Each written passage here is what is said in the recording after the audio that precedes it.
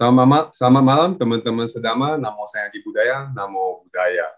Bertemu kembali kita di acara Lamar, Life and Mature, dan hari ini acara Lamar kita edisi spesial untuk memperingati Hari Kemerdekaan Negara kita.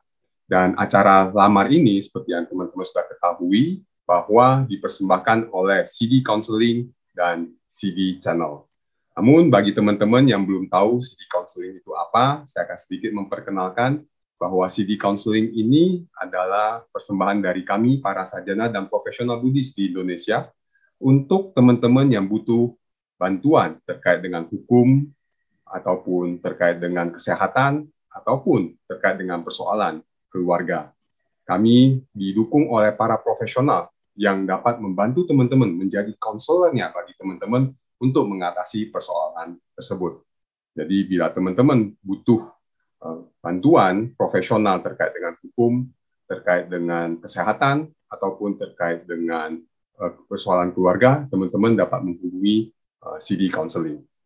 Dan hari ini temanya adalah berbuat baik untuk negeriku. Nah, di episode kali ini kita akan banyak membahas apa hal-hal baik yang dapat kita lakukan untuk negeri kita. Yang akan dibarengin oleh 3 narasumber. Ada Ci Okim. Selamat malam, Ci Okim. Namo saya Adi Budaya, namo budaya Ci Okim. Lalu kemudian ada Ko Edi. Selamat malam, Ko Edi. Namo budaya. WA, Bante dan teman-teman semua. Lalu ada Bante Nyanagupta. Selamat malam, Bante. Selamat malam. Namo budaya. Namo budaya. Oke. Nah, mereka bertiga akan menjadi narasumber dan di mana kita akan membahas tentang hal-hal apa yang sudah dilakukan atau yang dapat kita lakukan untuk negeri kita tercinta ini, negeri Indonesia.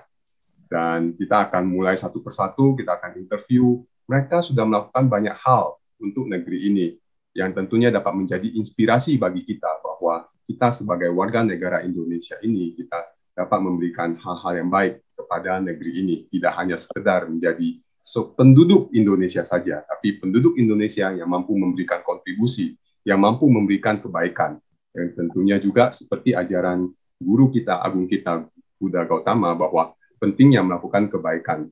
Nah, hari ini saya akan interview satu persatu, tidak seperti biasanya di mana kita dapat tektokan, tapi hari ini sifatnya adalah saya akan interview satu persatu, lalu kemudian nanti dirangkum, ditutup dengan Bante Gupta.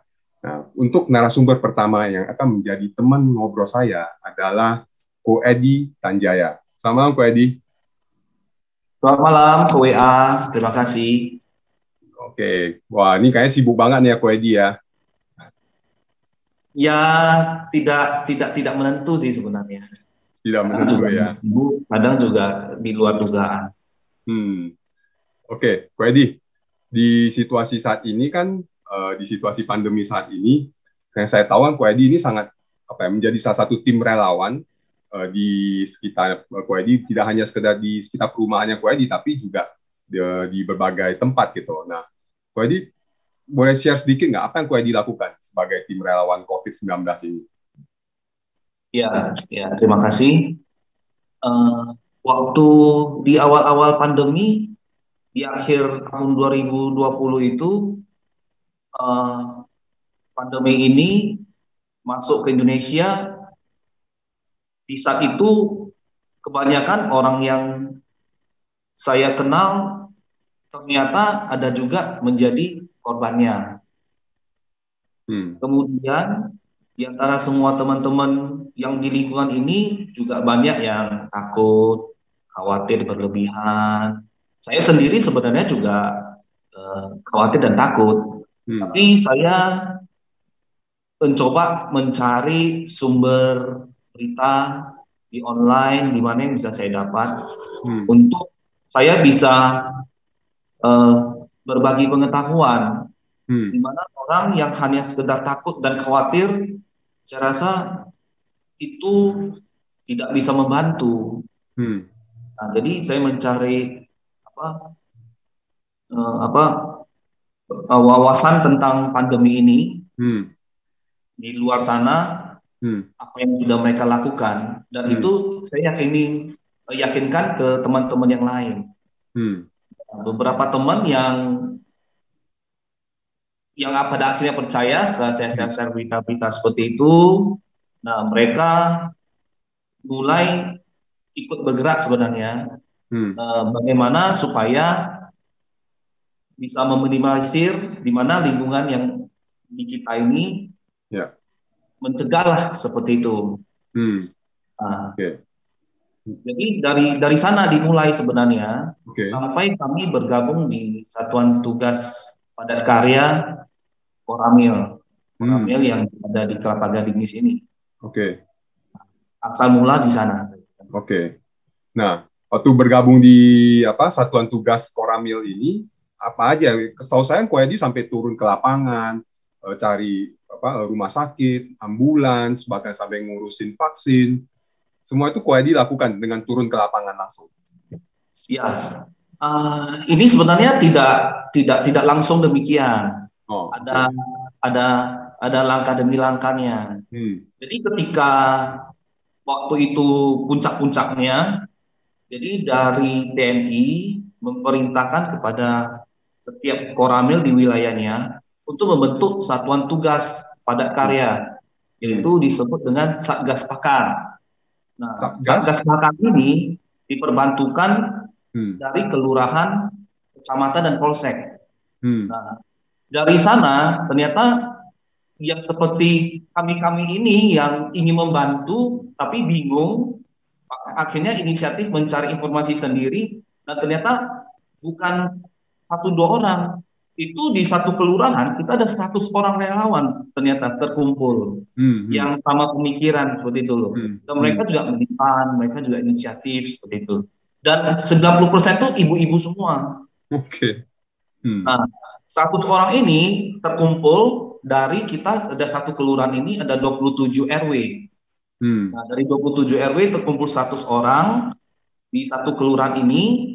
Kemudian disusun jadwal untuk 100 orang ini keliling wilayah setiap hari, gitu loh. Nah, kalau kami sih setiap hari ya, karena waktu itu saya iseng-iseng bisa bikin video, jadi saya bikin video, mereka ngajak saya setiap hari. Kalau sebenarnya saya ikut jadwal yang sebenarnya paling seminggu bisa kena 2 kali atau 3 kali. Ketika itu saya intens seperti itu. Nah, ini Satgas masih ada penjelasannya, saya coba menjelaskan lagi. Nah, bahwa 100 relawan ini 80%-nya ibu-ibu semua. Nah, ibu-ibu ini turun, jadi mereka woro-woro nih di lapangan. Kemudian membagikan masker. Nah, ketika itu sudah ada donatur masker. Padahal masker waktu itu sangat mahal. Tapi ada yang baik hati, donasi. Jadi kami woro-woro sambil membagikan masker kepada orang-orang. Nah, jadi kami juga disiapkan banner tangan gitu ya, orang demo-demo gitu. Nah, dan toa dipinjam di setiap RW. Kemudian kami satu rombongan itu bisa 10-20 orang pencar. Nah, didampingi sama Binmas dan Babinsa. Kalau Binmas ini Babin Kapnitmas dari Polsek, yaitu bimbingan masyarakat. Babinsa itu seperti pembina desa gitu loh. Nah, ini dari Koramil. Nah, jadi mereka disebut dengan 3 pilar, seperti mengawal ibu-ibu inilah untuk turun ke masyarakat. Khawatir kan ketemu yang tidak suka ya. Nah, jadi ada yang melindungi gitu loh. Nah, mereka turun di situ menghimbau dan sekaligus mengedukasi warga masyarakat supaya tetap disiplin protokol kesehatan. Nah, jadi artinya itu yang dilakukan dari Koedi sebagai bagian dari tim Satgas ya, di mana di sana juga mengedukasi, menginformasikan kepada warga dan memberikan himbauan kepada warga seperti itu. Ya. Nah, dari situ kan Koedi juga ada gabung di kita di tim relawan CD COVID-19 ya. Koedi, teman-teman yang mendengarkan acara ini, kami di CD juga ada tim relawan COVID-19 yang teman-teman nanti kita akan share nomor teleponnya. yang teman-teman dapat hubungi. Nah, di layar teman-teman dapat melihat ada CD, kami punya relawan peduli COVID-19. Nah, dan Koedi juga salah satu yang bergabung di dalam tim tersebut. Nah, Iya, benar. dari situ kan saya melihat nih bagaimana Koedi memberikan informasi kepada kita habis meeting dengan tim Satgas dan sebagainya gitu. Nah, pada saat Koedi kan juga sampai kemudian ada ya mencarikan, misalnya ada orang yang butuh oksigen, Koedi juga bantu carikan dan sebagainya gitu. Nah, Koedi nggak khawatir kena COVID dengan terjun langsung ke lapangan seperti itu? Kalau khawatir pasti khawatir. Kalau takut, saya pikir masih bisa dikendalikan. Karena sekarang kan bukan cuma tim Satgas saja, kami juga direkomendasi menjadi kader pulih. Kader apa? Jadi, kader pulih. Kader pulih, oke. Okay. Sembuh gitu loh. Nah, jadi kami sebelum jadi kader pulih, kader pulih itu seperti perpanjangan tangan dari puskesmas dan kelurahan. Nah, jadi kami membantu seperti warga isoman seperti itu.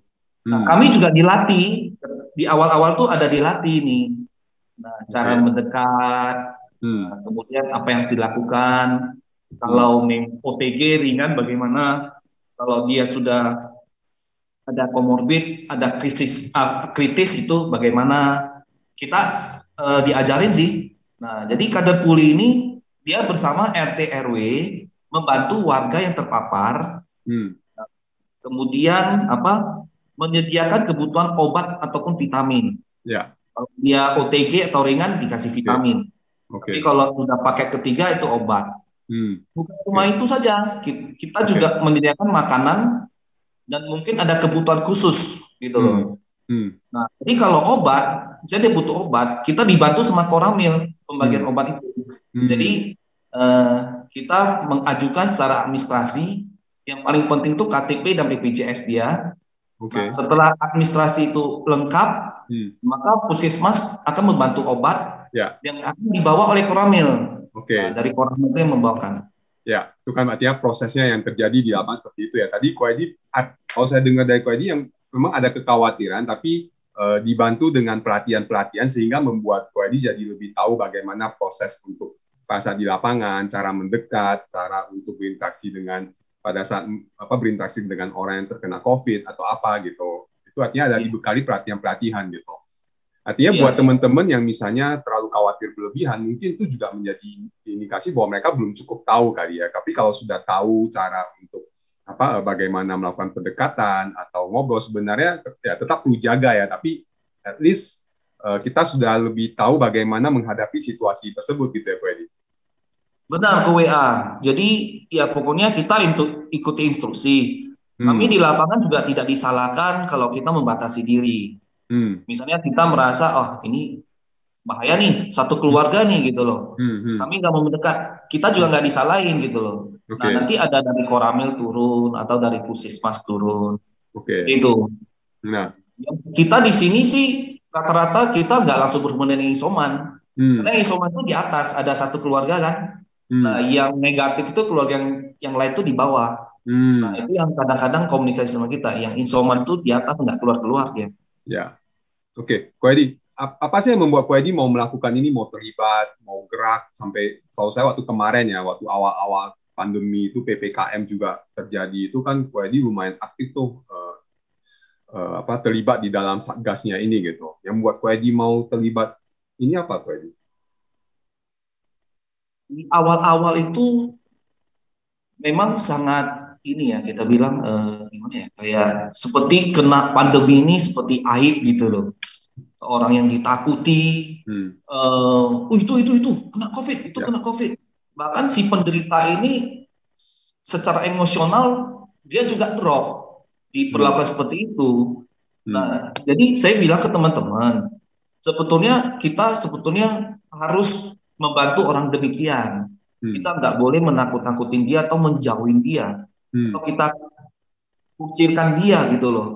Justru dengan demikian nanti banyak kena COVID, kita nggak tahu, dia nggak lapor, dia rugi juga lingkungan kita makin banyak, tapi kita nggak tahu datangnya dari mana. Ternyata banyak yang positif, tapi mereka nggak lapor gitu loh.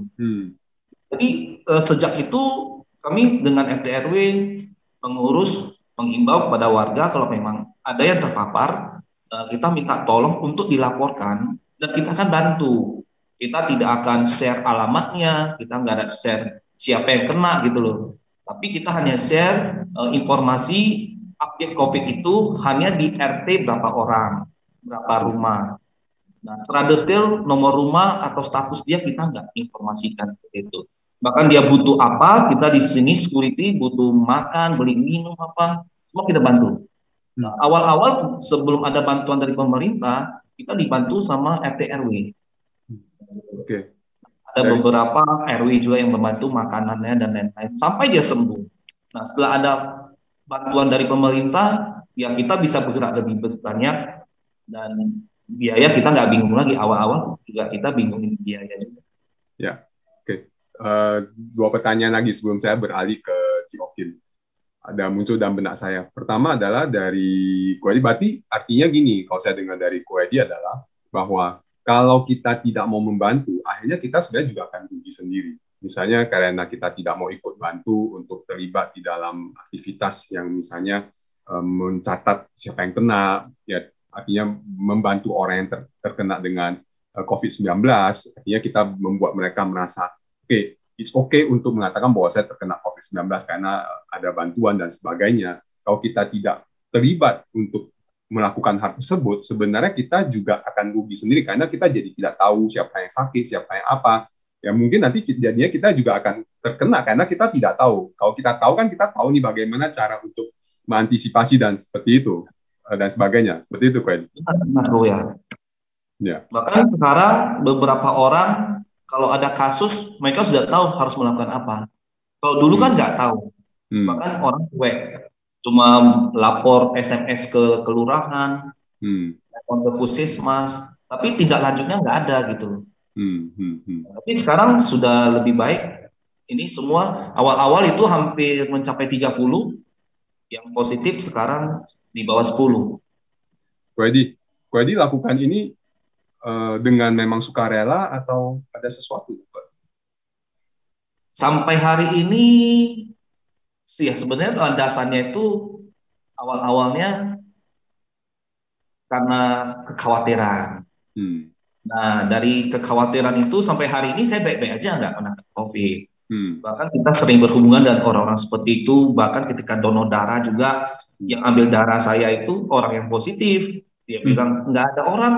Jadi kita semua isoman, nggak ada yang bantu, nggak ada yang mendekat. Ya saya isoman datang. Dia kasih tahu saya di positif gitu. Wah, saya malah berhubungan secara tanpa prokes kan. Gitu. Tapi ya karena kita sudah terbiasa seperti itu, kita selalu bawa hand sanitizer, masker, sarung tangan. Dan ya seperti itu. Ya kalau dibilang ada apanya sih kayaknya ya nggak ada sih. Sampai hari ini semuanya ya sukarela saja. Seperti itu. Bahkan kita repot luar biasa. Yang mana ketika kita buntu, kita harus punya inisiatif sendiri mencari jalan lain. Nah, maka saya bersyukur nih ada dari sini juga, ada teman-teman yang lain juga, sehingga ketika di sini kita nggak bisa menghubungi, di sini bermasalah, saya bisa mereferensikan orang, contohnya oksigen. Saya dapat banyak data oksigen dari sini. Nah, itu ternyata bisa membantu orang lain. Saya kasih aja semua yang saya tahu tentang oksigen. Calling dapat. Artinya lebih cepat di luar pengetahuan lingkungan ini, kita lebih banyak tahu di luar sana, dan banyak yayasan organisasi yang membantu, termasuk ambulan gitu loh, yang non COVID. Ya. Berbagai informasi lah. Ya. Nah, jadi kalau misalnya ada apanya, ya itu cuma pertanyaan jebakan, siapa tahu kan ada sesuatu. Tapi artinya ya saya yakin thank you banget Koedi sudah melakukan hal seperti ini ya. Ini calon bodhisatwa ini. Sampai rela lakukan di situasi kayak gini di mana orang banyak yang takut, nggak berani keluar rumah. Koedi malah ke lapangan membantu orang. Dan saya yakin juga di luar sana banyak orang yang seperti Koedi gitu, yang melakukan hal ini tanpa pamrih, membantu orang-orang yang membutuhkan, cari oksigen, cari ambulans, benar-benar ke lapangan gitu. yang di lapangan, yang bergerak, yang istilahnya jadi gerbang selain tenaga kesehatan, juga kita butuh orang-orang yang lain seperti Koedi yang juga membantu mereka yang isoman atau yang butuh bantuan sebelum masuk ke rumah sakit gitu. Nah, dan saya dapat menganggap bahwa Koedi hari ini mewakili mereka itu semua, dan saya secara personal sangat berterima kasih kepada Koedi dan orang-orang seperti Koedi yang di lapangan bergerak, artinya berinisiatif, mentok, mikirin gitu. Ya, kan nggak hanya sekedar menyalahkan dan sebagainya, tapi begitu mentok ada permasalahan mikir gitu, solusi, ambil inisiatif dan sebagainya. Ya, jadi thank you banget Koedi. Kalau misalnya nggak ada orang yang seperti Koedi, saya yakin ya kita akan kesulitan juga untuk bagaimana mengurangi orang-orang yang tadi kena itu untuk sembuh dan untuk selamat dari terkena dari COVID-19 ini gitu. Saya melakukan sebisanya saja, tidak ada yang dipaksakan juga, dan tidak ada tuntutan sih dari sini. Ya. Nah ini yang menarik kan, tidak ada tuntutan, sukarela, lakukan mau sendiri, dan di situasi pandemi yang kita tahu bagaimana COVID-19 ini gampang menular, dan di mana banyak orang begitu khawatir di rumah saja. Dan bayangkan kalau semua orang di rumah saja gitu, tidak ada orang yang seperti Koedi dan teman-teman yang siap di lapangan membantu gitu. Ya, oke. Justru saya membantu demikian jadi lebih tenang kok ya.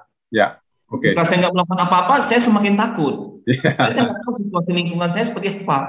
Ya, oke. Thank you Koedi. Ya. Sama-sama WA, sama-sama. Terima kasih Koedi. Nah, sekarang saya ke Ciokim nih.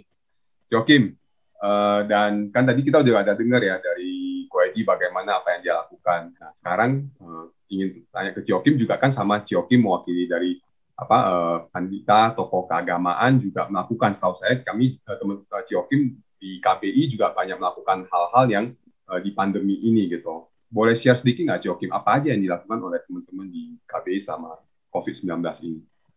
Iya, malam ya Wahyudi. Dari saya sih sejak pandemi memang kita semuanya kan masih kaget ya, nggak tahu mau ngomong gimana ya. Tapi memang kita karena kita sebagai panitia, memang kita ada satu tugas saya untuk membimbing dan membantu umat-umat ya. Apalagi saya kebetulan tugasnya di wihara yang banyak banget orang-orang tua, lansia gitu ya.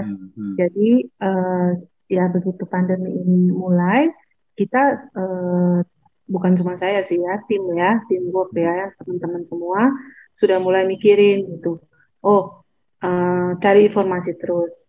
Jadi ternyata kita butuh apa? Butuh masker, vitamin seperti itu. Kita juga cari sarung tangan, kacamata. Jadi kita berusaha update, cari tahu terus apa yang dibutuhkan dan yang mungkin nanti umat-umat kita akan butuhkan gitu, seperti itu. Nah, termasuk kita juga waktu itu sudah sempat beli banyak juga jas hujan. Iya, dari awal. Jadi karena kita nonton ya yang di Wuhan seperti apa gitu ya. Jadi kalau sudah terlalu banyak kan bisa saja udara juga sudah kotor dan butuh ya. Seperti itu kita belum tahu ya, nggak pernah tahu gitu. Jadi kita menyiapkan hal-hal yang seperti itu untuk umat-umat. Nah, memang perjuangannya ya saat itu masih pada kaget, cari barangnya susah banget, mahal juga belum tentu ada. Iya, gitu, ada ya. Duit belum tentu ada yang mau dapat beli gitu ya. Iya, betul. Tapi kita ya tetap berusaha cari dan dari teman-teman KBI semua juga saling berbagi informasi, sangat membantu juga ya, seperti itu. Tidak lama memang mulai berdatangan lah telepon, WA dari umat-umat yang sakit. Jadi mulai tanya pada kita, saya ada gejala ini, COVID bukan, gitu. Nah, itu bergulir dari mulai awal pandemi sampai hari ini, berkembang terus dan kita belajar terus kebutuhannya apa aja. Ya, jadi kita berusaha untuk membantu sebisa mungkin. Nah, yang terakhir kemarin itu memang lagi banyak-banyaknya ya, kurang lebih 2 minggu yang lalu ya, sebelum Hmm. PPKM itu ya. Hmm. Itu memang hektik banget. Mungkin Edi juga sama ya merasakan, Hmm. dari kita mulai cari rumah sakit, Ya. oksigen, banyak ventilator ya, segala macam ya, obat-obatan. Ya. Itu benar-benar sampai yang meninggal juga, rumah duka juga susah. Ya. Semuanya itu kita sangat-sangat hektik, dan ya kita berusaha memenuhi dan membantu umat-umat kebutuhannya seperti itu. Hmm. Gitu. Oke. Nah, Joakim, jadi kalau misalnya tadi kan ini sampai membantu umat mencari tadi sarung tangan sampai jas hujan dan sebagainya gitu. Nah, selain itu kalau nggak salah seingat saya dari Joakim juga ada sampai mengadakan kegiatan vaksin ya untuk teman-teman yang lain gitu. Nah, menurut Ya. Joakim ada ini nggak sih waktu vaksin, kenapa sih perlu sampai ngadain kegiatan vaksin ini gitu, Joakim? Iya, jadi dari kita melihat kan memang apa yang dibutuhkan ya, secara itu kan berkala ya, kita melihat perkembangan pandemi ini seperti itu ya. Kita juga melihat pemerintah ini sudah luar biasa ya, berusaha untuk membantu rakyatnya ya. Kita aja kadang-kadang sibuk banget, apalagi Pak D gitu ya, dan jajarannya gitu ya. Waduh, pasti sibuk banget gitu ya. Jadi ya memang harus divaksin gitu. Memang harus divaksin, dan memang hal ini adalah salah satu upaya untuk meredam serta mengalahkan pandemi ini gitu, dengan orang-orang sudah mendapatkan vaksin, membantu dia sudah mempunyai imun. Dan dari pengalaman yang saya dapat di lapangan, memang orang-orang yang sudah divaksin itu lebih bisa survive dari COVID ini. Makanya kita kemarin ini di DB sudah melakukan vaksin. Bulan depan, minggu depan kita akan melakukan vaksin untuk yang keempat kalinya berarti ya. 4 kali. Untuk keempat kalinya, iya. Kita senang banget melihat anak-anak yang 12 plus bisa datang, ditemani orang tuanya, bisa melakukan vaksin seperti itu. Sebelum kita melakukan vaksin, memang umat-umat tuh sudah banyak yang tanya, ada vaksin nggak di wihara? Banyak sekali umat-umat yang takut untuk vaksin ke tempat umum, karena rame, karena ya mereka tidak familiar mungkin ya. Tapi kalau diadakan di wihara, mereka tuh merasa lebih aman, karena ya umatnya gitu ya, sudah biasa gitu. Seperti itu. Jadi banyak yang tanya gitu. Jadi makanya kita mengupayakan seperti itu. Dan saya rasa ya banyak juga ya yang mulai mengadakan sebagai sentra vaksin ya, dari rumah ibadah. Artinya salah satu hal yang dilakukan oleh KBI yang tadi Joakim katakan, selain di Vihara DB, juga kalau nggak salah di Prasada Jinara kita juga ada waktu itu dari MBI sama WBI juga melakukan vaksinasi juga ya, ada kegiatan vaksinasi. At least itu salah satu yang dapat dilakukan oleh kita sebagai organisasi keagamaan untuk negeri kita Indonesia ini adalah dengan melakukan vaksinasi ini sendiri gitu ya, untuk mendukung bagaimana menghadapi istilahnya pandemi ini gitu. Betul. Ya, bantuan yang kita bisa lakukan kan dari segala sisi ya. Kita bisa lakukan apa? Ya kita berusaha melakukan apa. Juga ada pembagian sembako juga ya. Jadi membantu kebutuhan. Kita tahu ya banyak yang mungkin pekerjaannya ya di PHK atau apa ya, kesulitan seperti itu ya, kita berusaha membantu juga gitu. Ya, memberikan sembako. Kalau nggak salah juga ada yang isoman, juga ada makanan gratis buat yang para isoman gitu. Sehingga saya juga ada kegiatan seperti itu gitu yang dilakukan oleh teman-teman. Nah, kalau menurut Joakim, dari sini kan Joakim saya anggap mewakili tokoh keagamaan, terutama dari keluarga besar Udayana Indonesia. Apa yang dapat kita lakukan ya bagi di saat ini, bagi teman-teman pandita gitu di saat ini, sebenarnya apa sih yang dapat dilakukan di situasi saat ini gitu?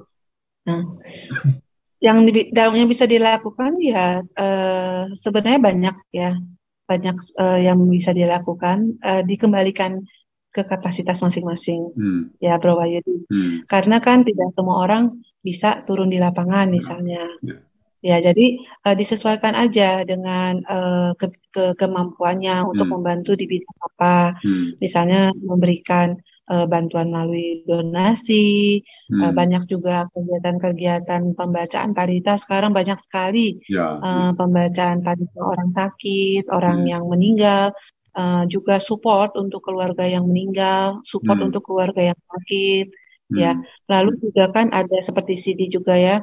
Memberikan informasi-informasi yang tepat, yang bukan hoax ya, yang memang benar-benar bisa membantu orang pada saat dia isoman misalnya.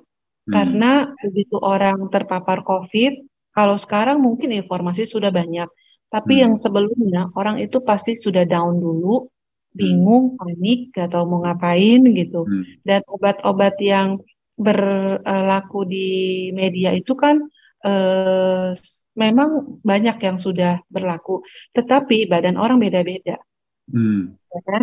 Jadi kita harus dengan memberikan informasi seperti dokter, ya seperti plasma, membutuhkan plasma, donor, gitu. Apa saja yang bisa dilakukan sesuai dengan kapasitasnya masing-masing, ya dilakukan saja. Bisa melalui pribadi atau organisasi, dari wihara juga bisa ya, dari kepanitaan keluarga Budayana sendiri juga cukup aktif ya panditanya di dalam membantu COVID ini gitu. Jadi banyak sekali kegiatan-kegiatan yang online, yang offline, atau yang turun ke lapangan juga banyak sekali bisa dilakukan. Ya. Dan ini juga dilakukan untuk tidak hanya sekedar pada umat Budi saja kan, artinya untuk sampai semua lapisan gitu kan. Iya betul. Sebenarnya ini misi kemanusiaan ya. Jadi kita sebagai institusi keagamaan, ya kita juga punya kesadaran untuk membantu pemerintah. Kita juga melihat pemerintah sudah bekerja keras ya, sudah sangat bangga kalau soal vaksin, apalagi ya teman-teman saya yang di luar negeri belum ada yang divaksin pada saat saya sudah menerima vaksin 1 gitu. Jadi semuanya pada kaget gitu, cepet banget Indonesia seperti itu ya. Nah ya kita punya melihat niat baik dan usaha seperti itu ya, kita juga punya kesadaran untuk bisa membantu di lini apapun lah yang kita bisa lakukan seperti itu. Saya rasa seperti itu. Oke. Nah, kalau dari Ciokim sendiri nih, kan setahu saya juga Ciokim tuh sibuk banget untuk ya selama pandemi ini ya, PPKM tadi kita waktu offline kan kita sempat ngobrol sedikit ya gitu ya, sampai Ciokim tuh artinya sibuk bukan sibuk untuk kepentingan diri sendiri gitu, tapi sibuk untuk ya melayani kebutuhan umat yang dimana yang mereka ada yang sakit, bantu cariin dan sebagainya gitu. Ya, saya juga lihat bagaimana waktu itu Ciokim pada saat vaksin ikut terlibat ya, walaupun bukan Ciokim sendirian ya, dengan teman-teman yang lain juga ya benar-benar turun tangan gitu ya, turun tangan seperti tadi Ko Edi juga gitu. Nah, kalau dari Ciokim motivasinya apa? Motivasinya apa ya? Mungkin karena latar belakangnya memang sudah biasa jadi pengurus ya, jadi ya memang harus melayani saya. Tugasnya pelayanan seperti itu. Dan memang di COVID ini kan takutnya itu luar biasa. Ya, takutnya itu luar biasa. Saya beberapa kali ada teman-teman yang positif gitu ya. Mereka juga ada yang gini, ada yang ada keluarga, tapi keluarganya juga takut. Takut kan gitu, karena takut terpapar misalnya. Jadi mereka bingung, panik gitu. Nah, ada juga yang memang nggak ada keluarga sama sekali gitu. Jadi ya kita yang bantu mereka gitu. Karena mau minta bantu orang yang misalnya yang nggak biasa di lapangan misalnya, mereka sendiri takut nularin orang itu sendiri juga takut tertular seperti itu, ya kan? Nah, jadi ya semuanya itu saya lakukan sesuai dengan apa yang datang saja sih. Jadi kalau misalnya ada teman yang butuh bantuan obat, ya kita mencari obat. Sebenarnya cuma mau membantu saja. membantu dengan apapun juga yang kita bisa lah gitu, seperti itu. Uh, Ketakutan ini sangat lebih melemahkan imun sebenarnya. Ya, ketakut seperti tadi yang Edi bilang ya, itu sangat benar gitu. Beberapa kali saya juga harus terlibat berhubungan dengan orang yang positif ya, itu memang karena memang kebetulan ya nggak ada orang lain di situ gitu. Jadi ya, tapi kita sudah pelajari ya, kita memakai kacamata, face shield, kita pakai masker double, kita sering-sering bersihkan tangan seperti itu ya, dan ketika kita melakukan itu, terus kita tidak terpapar, kita tahu itulah perlindungan kita, gitu. Jadi kita akhirnya semakin lama semakin tahu apa yang harus dilakukan, bagaimana memproteksi diri kita, seperti itu. Nah, seperti itu aja sih. Jadi semua ya berjalan sesuai dengan apa adanya aja sih. Wah, luar biasa ya. Jadi ya banyak di situasi saat ini kita melihat bahwa ya dari tadi contoh dari Kuaidi, dari Ciokim gitu ya, bahwa bagaimana benar-benar ikut di lapangan membantu orang gitu ya. Dan kalau saya juga perhatikan dari Kuaidi sama Ciokim ada sedikit satu kesamaan adalah ya dengan membantu itu sebenarnya juga mengatasi ketakutan kita juga gitu. Artinya kalau kita di rumah diam takut, nggak lakukan apa-apa, kayaknya makin takutnya itu malah jadi makin bikin kita stres kali gitu ya. Dengan kita malah turun ke lapangan membantu itu justru di situ sebenarnya kita jadi tahu, oh ternyata istilahnya kalau saya di rumah nih, saya kan nggak tahu, saya cuma lihat kotaknya ada di rumah aja. Tapi begitu di lapangan kayak dari yang saya dengar tadi dari Ciokim jadi tahu, oh ternyata situasinya kayak gini. Kalau saya penting saya lakukan seperti ini, maka saya akan mampu mengatasi ini gitu. Itu malah jadi membuat kita lebih produktif dan juga lebih ya bukan jadi santai ya, tapi kita jadi tahu apa yang perlu dilakukan. Iya betul. Karena ketika saya berhubungan dengan orang yang positif misalnya ya, kita jadi lebih tahu. Sebelumnya kan kita cuma mendengarkan berita, gampang terpapar ya kan, deket berapa meter juga kena gitu kan, kesannya serem banget gitu ya. Tapi ketika kita mengikuti prokes itu kita jadi tahu, oh saya kemarin tuh jaraknya segini sama yang positif ini, ternyata nggak apa-apa. Oh kalau saya bawa orang positif COVID di mobil saya jadi memperhatikan arah angin. Jadi bagaimana sirkulasi udara, oh kaca mana yang seharusnya saya buka gitu. Nah, jadi seperti itu gitu. Jadi kita belajar sedikit demi sedikit, malahan kita lebih tahu sedikit demi sedikit sehingga kita semakin berkurang, dan kita begitu kita ke situasi yang seperti apa kita udah tahu gitu. Kita udah prepare dulu gitu. Oke. Jadi buat teman-teman yang menonton acara di malam hari ini, kalau Anda sampai terlalu ketakutan untuk keluar rumah, yang akhirnya malah membuatnya mikirnya terlalu sembarangan gitu ya. Nah, ini menjadi salah satu contoh. Tapi bukan berarti teman-teman keluar rumah seenaknya juga gitu ya. Tetap ada pembatasan gitu ya. Ya, kalau dibilang kita benar-benar harus melihat situasi.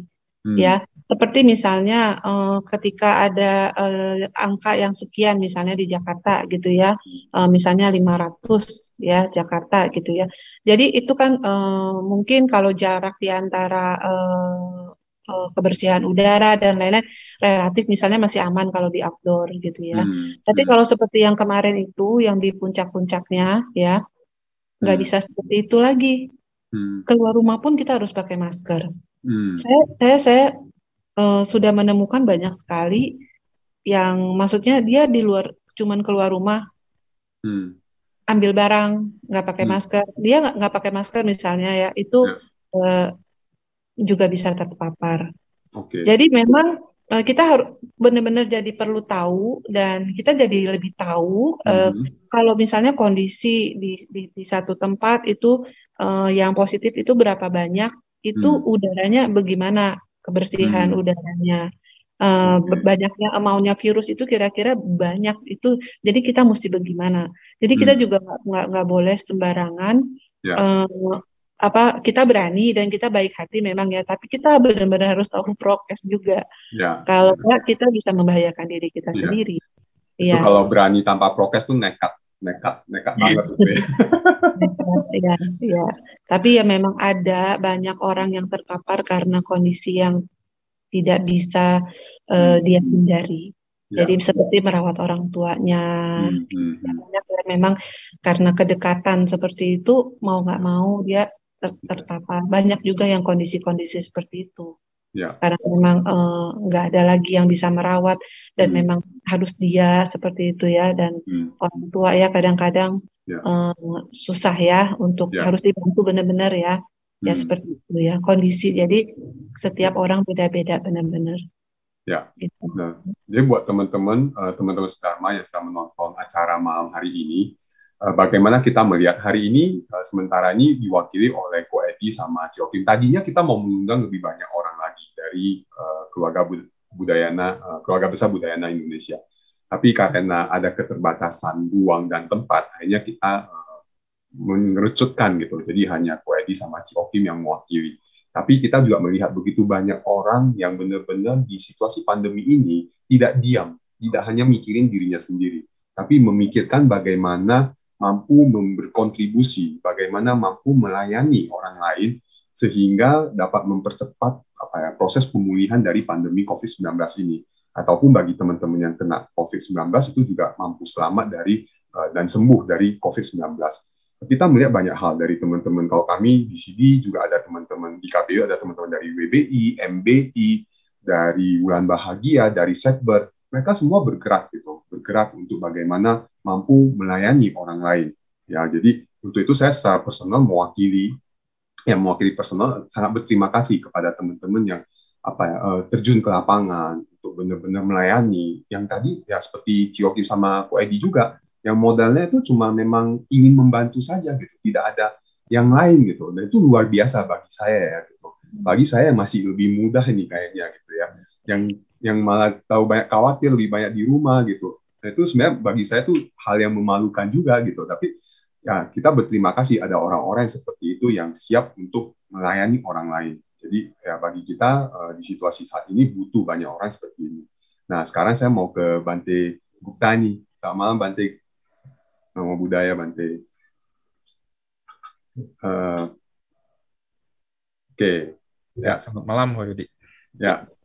Oke, malam Bante. Nah, Bante, tadi kan kita udah dengar ya Bante dari Ko Edi sama Ciokim terkait dengan apa yang mereka lakukan di situasi saat ini. Nah, Bante, ingin tahu aja pendapat Bante. Orang-orang yang seperti ini gimana sih Bante? Istilahnya dari sisi Buddhis gitu ya, itu gimana menurut Bante gitu? Tentu kita sebagai siswa Buddha, sebagai umat Buddha, apa yang mereka lakukan adalah suatu bentuk nyata, aksi nyata dari praktek Dharma. Nah, bagaimana kita pada saat-saat seperti inilah, ya, pada saat-saat seperti inilah menunjukkan bagaimana kita mengaplikasikan Buddha Dharma dalam kehidupan kita sehari-hari. Ya. Buddha Dharma bukan hanya tujuannya bukan hanya kita untuk diri kita sendiri, ya, tetapi adalah bagaimana dia juga direfleksikan keluar ke orang-orang di sekitar kita. Ya, seperti tema yang Anda buat hari ini ya, berbuat baik untuk negeriku. Ya, kita umat Buddha memiliki tugas ya untuk membalas budi. Ya. Misalnya di Gata Pelimpahan Jasa dikatakan kita membalas 4 budi besar, ya. Budi dari 3 permata, budi dari ayah ibu kita, dan budi dari bumi pertiwi, negara. Ya. Bagaimana kita membalas jasa mereka? Nah, ini semua berkaitan, ya. Bagaimana kita membalas jasa mereka, yaitu mengaplikasikan praktek kita pertama di dalam diri kita. Nah, tadi dikatakan karena pandemi ini tentu kita semua merasakan ya, karena kondisi yang tidak nyaman ini menyebabkan penderitaan buat kita. Ya. Bagaimana kita mentransformasi rasa kekhawatiran, rasa ketakutan ini? Ya. Nah, inilah di sini diuji praktek kita, ya. Praktek kestabilan kita, ya. Dan setelah itu kita juga perlu untuk berbagi dengan orang lain, ya. Membalas tadi seperti yang disampaikan Joakim, Pak Edi, ya.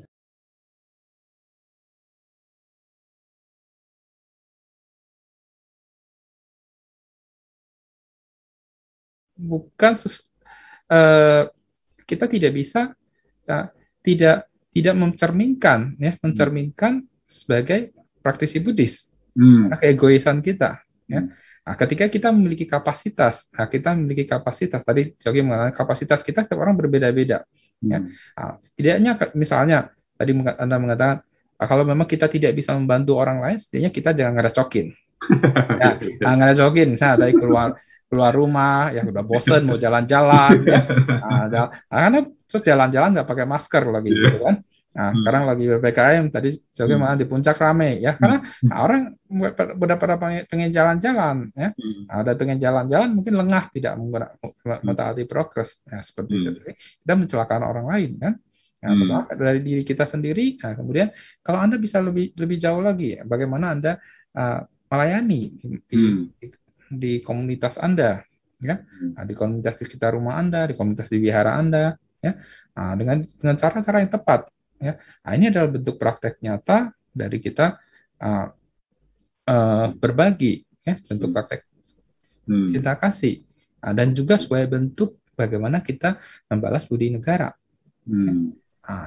Karena kondisi ini, apa yang bisa kita lakukan, ya? Apa yang kita bisa lakukan? Setiap orang memiliki kapasitas masing-masing. Anda memiliki komunitas yang baik, seperti kita memiliki komunitas keluarga budaya Indonesia, ya? Dan di wihara-wihara, Joakim aktif di DB dengan komunitas Dharma Baktinya. Nah, Anda bisa berbuat, ya, untuk umat-umat dan tentu masyarakat di sekitar, ya, termasuk lebih jauh lagi. Nah, di CD, Anda memiliki komunitas CD, Anda berbuat dengan aksi nyata, membantu mereka yang membutuhkan bantuan. Ya, tadi Edi di lingkungan tempat tinggalnya. Ya, ini yang kita bisa lakukan. Ini praktek nyata. Nah, ini adalah praktek Buddhis, ya, praktek Bodhisattva, ya. Nah, bukan calon bodhisatwa lagi, ya. Mereka adalah bodhisatwa yang nyata, ya, dalam kenyataan. Karena sebenarnya semua umat Buddha ya bodhisatwa pemula, ya.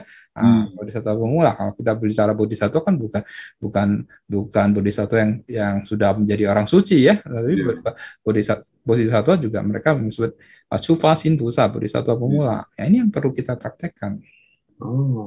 Jadi artinya sebenarnya ini sedikit ini ya, bahasa yang Bante katakan baru terbesit sama saya. Artinya sebenarnya ya tadi bahwa kita itu sebenarnya bodhisatwa. Artinya kita ya tanpa perlu tunggu sampai misalnya jadi istilah bodhisatwa yang udah suci atau apa baru kita lakukan kebaikan. Jadi sebenarnya praktek kebaikan yang kita lakukan saat ini sebenarnya udah istilahnya praktek bodhisatwa ya, walaupun yang basic lah ya Bante. Tapi sebenarnya itu udah kita melakukan praktek bodhisatwa juga gitu ya Bante. Iya, ya, jadi seperti ibaratnya kita nggak perlu tunggu lulus kuliah untuk mengajari anak kecil, kan? Nah, ketika Anda masih SD pun Anda juga masih bisa membantu anak-anak yang lebih kecil, ya. Dan juga jangan melihat seseorang dari sisi usia, dari sisi umurnya, ya. Apa yang bisa kita lakukan? Ya, praktek kita masih lemah, tapi kalau kita justru dengan mempraktekkan langsung di situ malah menumbuhkan, ya, keyakinan kita, menumbuhkan praktek kita dengan kita langsung terjun di lapangan. Nah, ini yang dikatakan jangan tunggu sampai kita sudah bebas sepenuhnya, ya, kelamaan, ya. Kondisi sekarang membutuhkan bantuan kita, ya, kita harus turun tangan. Biara-biara harus turun tangan, wihara-wihara harus turun tangan. Ini yang dilakukan sepanjang sejarah perkembangan agama Buddha. Kita melihat di masa-masa sulit, ya, berbagai komunitas Buddhis selalu terjun langsung, ya, di tengah-tengah masyarakat, ya. Pada saat perang masa dulu, ya, misalnya Master Hong Yi sampai mengatakan bahwa kita ninfo tapi harus juga cukup, harus menolong negara, ya. Nah, jadi bukan hanya info saja di wihara harus berdiam diri di wihara, kita harus turun langsung. Yang saya pada saat perang juga Federal Thich Nhat Hanh yang menyampaikan kita meditasi, tapi kita juga harus terjun aktif, ya. Nah, nggak bisa disuruh pilih, kamu meditasi saja, kamu tidak perlu menolong orang-orang yang sedang kesusahan. Itu yang harus kita lakukan. Ya, dan umat Buddha hendaknya seperti itu.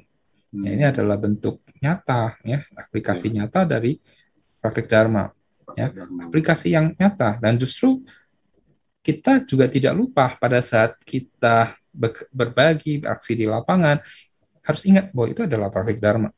Ya.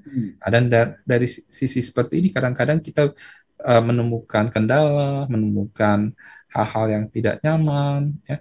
Nah, kita kembalikan lagi ini sebagai refleksi dari praktik Dharma. Kita bisa menggunakan Dharma untuk mentransformasi rasa kekesalan, ya, seperti yang Joachim dan Eddie lakukan. Pasti Anda dan banyak relawan lakukan di lapangan, pasti tidak semuanya mulus saja.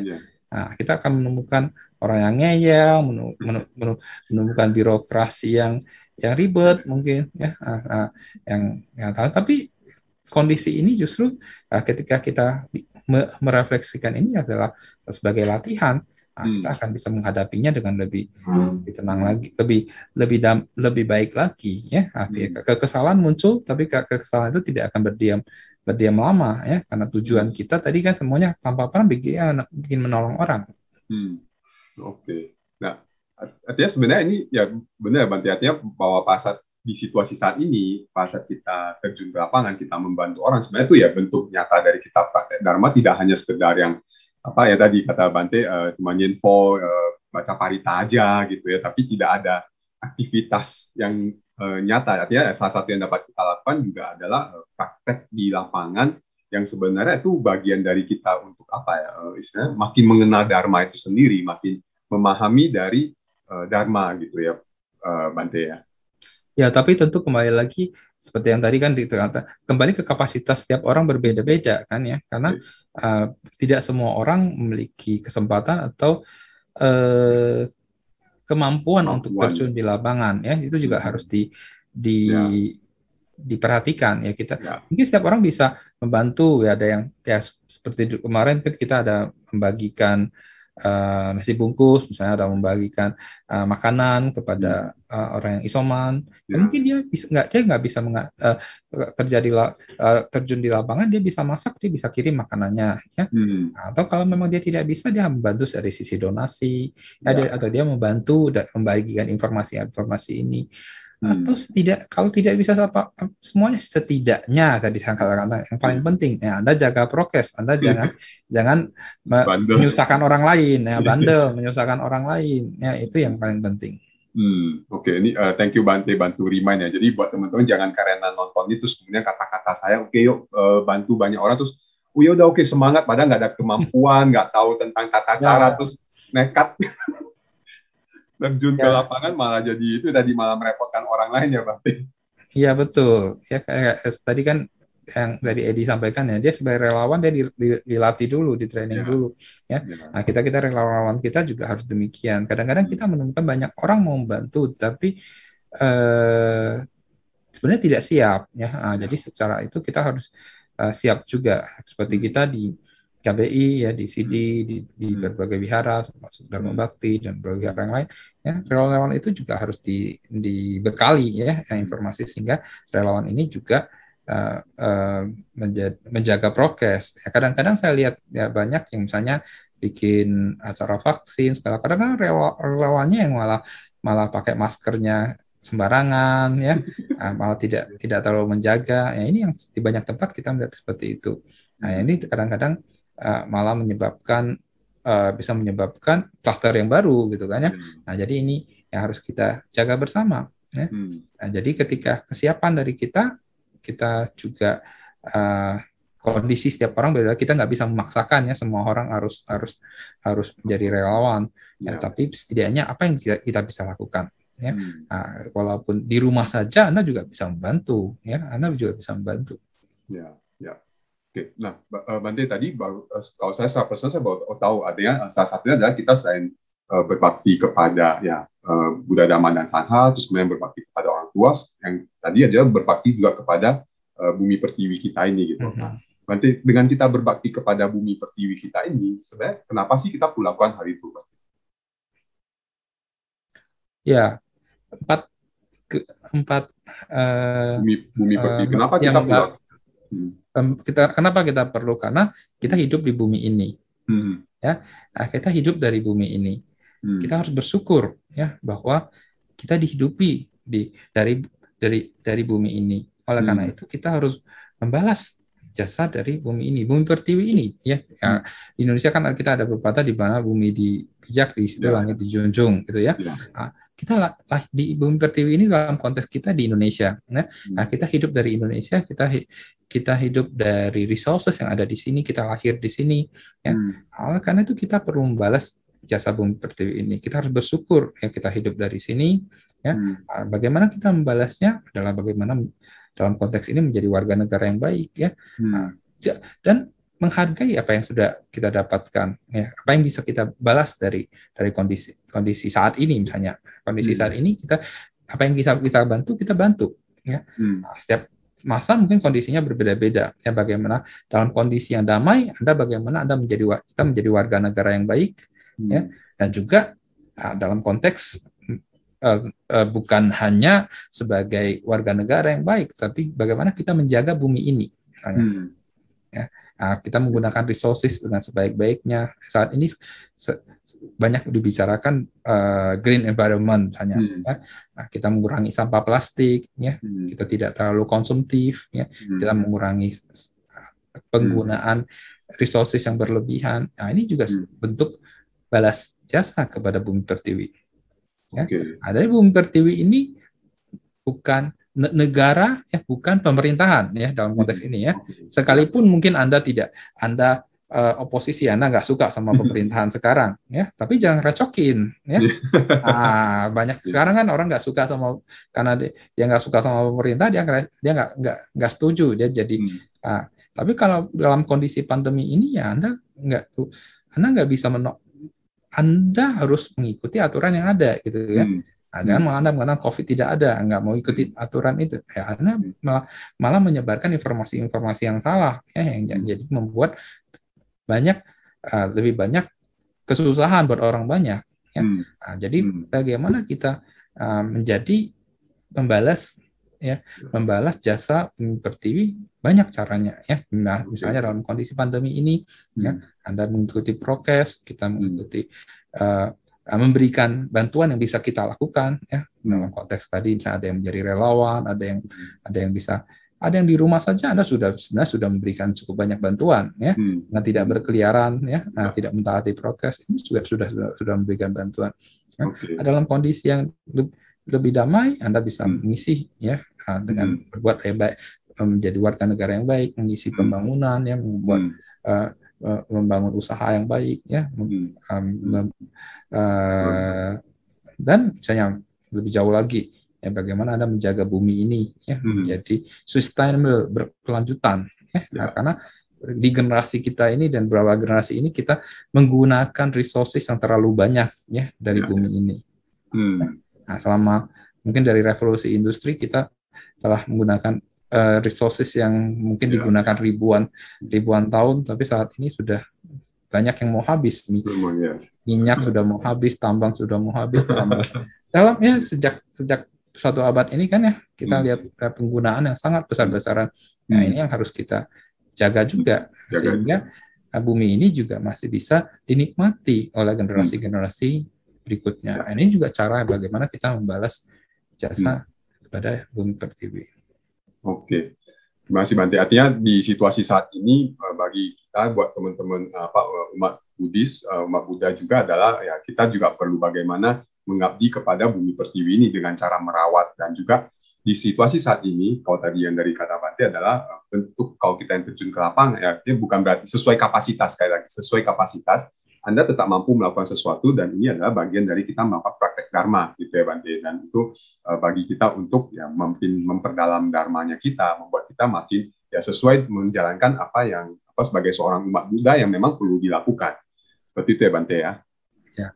Nah, kalau dari Bante ada penutup terakhir nggak Bante untuk menjadi saran bagi kita para umat Buddha di situasi saat ini yang dapat kita lakukan untuk kebaikan bagi negeri kita? Saat ini yang paling penting adalah bagaimana kita tetap menjaga kesehatan fisik ya dengan mentaati prokes dan juga kesehatan mental ya. Nah, kesehatan batin ini juga sangat penting ya. Nah, jadi disinilah gunanya kita mempraktekkan Dharma supaya kita tetap berpikir positif, tetap menjaga kebahagiaan dalam batin kita.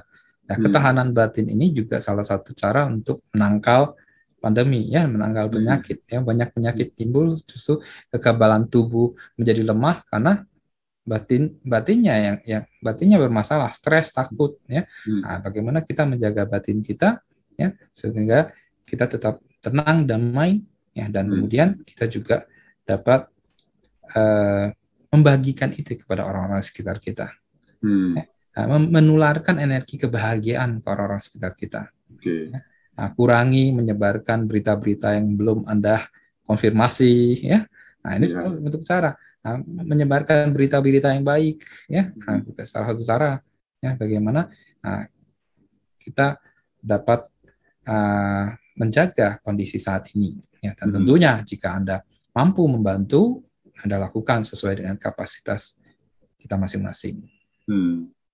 Oke, terima kasih Bante untuk bimbingannya, untuk sharingnya kepada kami. Dan tak terasa sudah 1 jam acara obrolan kita di malam hari ini. Dan sekali lagi terima kasih Bu Edi, Joachim, Bante Gupta, terima kasih. Untuk menjadi narasumber di malam hari ini di acara Life and Nature. Dan buat teman-teman sedharma, semoga teman-teman sangat terinspirasi dari apa yang dilakukan oleh teman-teman kita di KBI, bagaimana di situasi saat ini mereka juga tetap berkontribusi dan semuanya itu dilakukan untuk negeri kita tercinta, yaitu negeri Indonesia. Dan akhir kata, mau remind bahwa minggu depan kita tetap akan ada acara lamar. Kita punya judulnya itu adalah menerima kematian. Wah, gimana ini? Kayak kita tahu ya di situasi ini banyak orang yang mengalami kehilangan anggota keluarganya. Nah, kita akan narasumbernya adalah seorang psikolog bernama Ibu Lindawati. Dia adalah seorang psikolog dan bagaimana cara menerima kematian secara psikologi. Ya, nah, oke, jadi tetap stay tune di minggu depan untuk menonton acara Life and Nature ini. Akhir kata, selamat malam teman-teman, dan Namo Sang Hyang Adi Budaya, Namo Buddhaya. Namo Buddhaya.